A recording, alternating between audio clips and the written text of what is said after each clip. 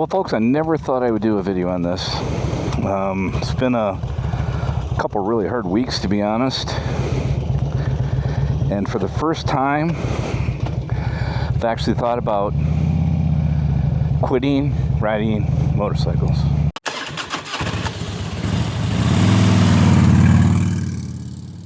Well, I am out on Duke, the 2000 Road King Classic today, and if you follow my channel, that was probably a shocker opening, and let me explain. And I think there's really three reasons or three things that have brought me to that brink. And maybe this is just a therapy session for me. Maybe somebody will get something out of it or not. I'm not sure, but here goes. You know, when you have a YouTube channel, I don't know, I have 13,000, something like that, subs. I usually have a couple thousand people watch every video. I've just met a lot of people, a lot of acquaintances, or a lot of people that you talk back and forth with, or some people you become really good friends with. Some you go on riding trips with, some you text every day to, some you're, you know, inner circle buddies, right? And that's because of motorcycles and YouTube, right? So one person that had followed my channel for years, his name is Gene. His name was Gene. I guess his name still is Gene. And you're just gonna have to work through this video with me. Gene and I have messaged back and forth, I would say for a year or two, about many different things. 63 years old, I'm 61 years old, so we're pretty similar. He's retired, me not. Getting a little closer, and we've just talked about everything from motorcycles to hunting to trips with our spouses to things to do in retirement to our kids, you know, all stuff that, you know, friends talk about. So not just a YouTube acquaintance, but a friend, right? Whether you've met that person or not, they become friends, right? So I guess it was a week ago Sunday, not sure when I'll post this video, that I was just doing the scroll game on Instagram. And first, let me back up. Yeah, it was Sunday, and I was messaging back and forth with Gene, and Gene said something to me that was interesting. He goes, hey, he was giving me crap for being out at Ohio Bike Week, and you know, I got the fairing done on my Road Glide, and I'll talk to you about that briefly too. And he was giving me crap about not updating my stereo system. And I said, nah, I don't want to spend the money. I want to listen through my ear and all. So we just give each other crap back and forth. And he said, hey, I'm going out for a ride. And I'm like, okay, cool. And he said to me, he's like, hey, since you have a chrome bike and you have a blacked out bike, I know you were talking about that in your last video, maybe you should do one on that. And I'm like, that's a great idea, right? So fast forward to Monday evening, I'm scrolling and I see a post from Meg's motorcycle journey that said that Gene had passed away.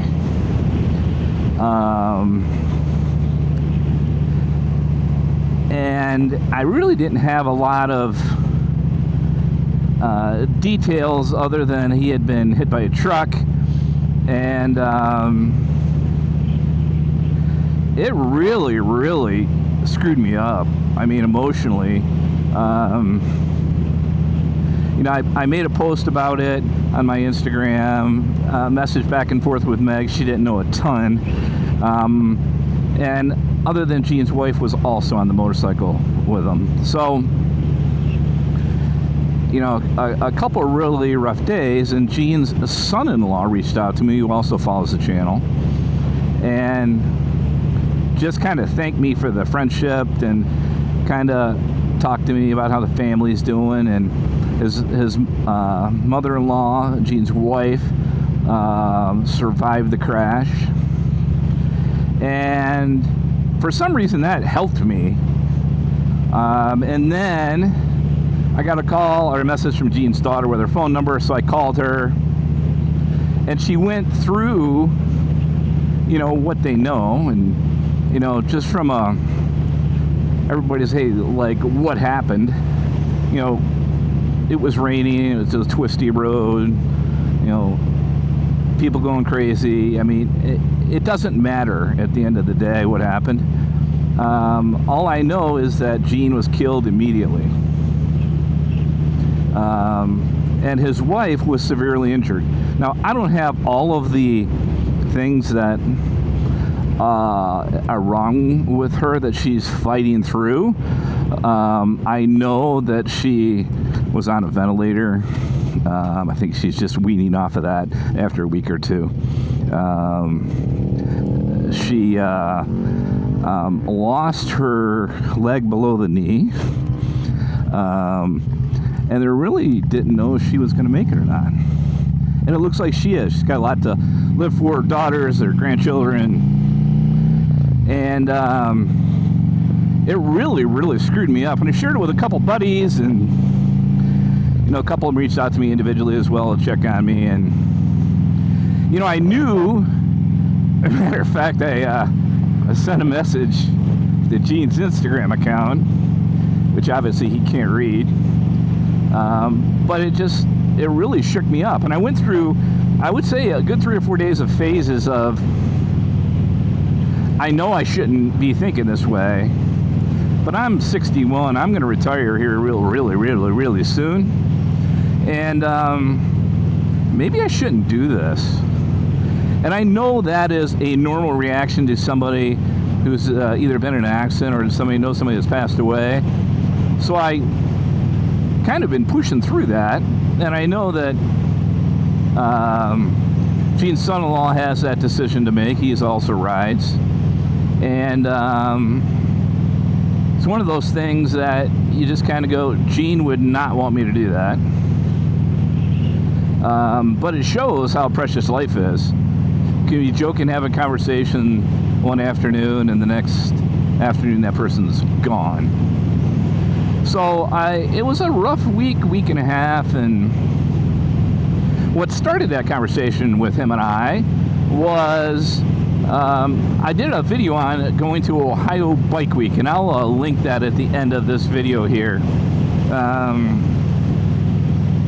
And I was thinking about this. I normally just say I'm not going to put ads in this video, but I am going to put ads in this video, so the money I make from that, I'll continue to give that money to a GoFundMe, which I'll also put in the description for Gene's wife and family, because they're going through a lot. But one of the things that happened when I was in Ohio Bike Week is I was coming out the second day from breakfast, and I was kind of doing the whole, I don't want to stop going on into the main road. I'm looking to my left, and I didn't see this gigantic pothole in front of me that I rode right through the center of, and not enough to knock me off the bike. I mean, it was doing 3 or 4 miles an hour. I wasn't going that fast, but it was like, oh shit, right? So of course we go on, we stop, we go back to Bike Week. I'm looking around, I'm like, I better check the bike. So what I did was I was worried about pressure, Hey, am I losing pressure? Did something happen to the tire? And no, nothing happened. Seemed fine, right? Didn't think really too much about it other than you're an idiot, BoDean 52. So fast forward, Bike Week's probably in Ohio, so probably 150 miles away. Did a little interstate driving, but not much, but still enough to where, you're doing 70 plus on some roads. And on the way home, and I was like, hey, everything's fine. Again, this was before Gene's passing. And didn't think anything about it, and a week goes by, and I'm out on the bike, and I'm in a town about 15 miles from my house, and they had a bunch of tar snakes. And my road glide felt, especially as I was turning a little bit, it felt a little squirrely. And at the time, I'm just like, hey man, this is the road. I'm going to get off this road. I'm never riding back here again. This is ridiculous. They need to do something about it. I mean, it was tar snakes everywhere. And I didn't think anything about it.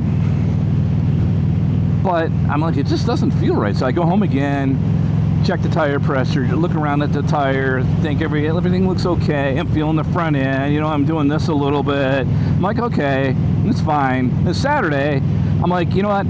I'm going on a trip in a couple weeks. I want to go out because I can't get it out of my head. So I go out on the bike and I ride it, I don't know, 25, 30 miles. Actually did a short little video. I'm like, okay, it seems fine. Just still didn't feel 100% tight, but it's fine.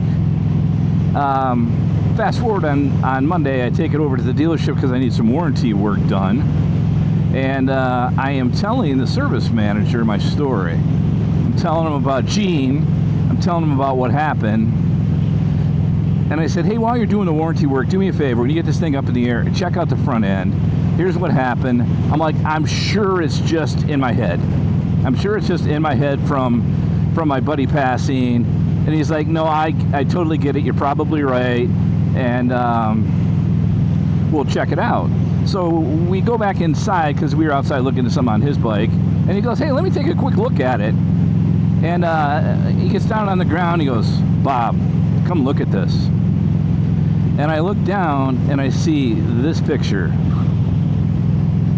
That's right. I don't know how clearly you can see it, but it is definitely a bent rim. And not good. Not good considering I rode that bike about 200 miles and at times 70 miles an hour. Could have been really bad. So on top of Gene's passing and now this, I'm like, what am I doing? They say shit happens in threes. Maybe I should be a little, set it down for the summer or something. And, again, as I get closer to retirement, I'm thinking more and more about, hey, what's the next phase of my life going to be? And I've always wanted motorcycle and this YouTube channel, quite frankly, to be a big part of that. Which would probably be bad for you guys because that means you'd see more videos from me. But it's really made me think of, is it the right thing? Should I shut it down or not? But you know what? It's one of those things that I'm gonna, if I stop riding, it's gonna be on kind of the terms I set, not on circumstances. I know Gene would tell me to keep riding. I haven't told my buddies this, so I'm not sure I'll put this video out before a ride or not. And I've talked to all of them. They've been great. I'm a little,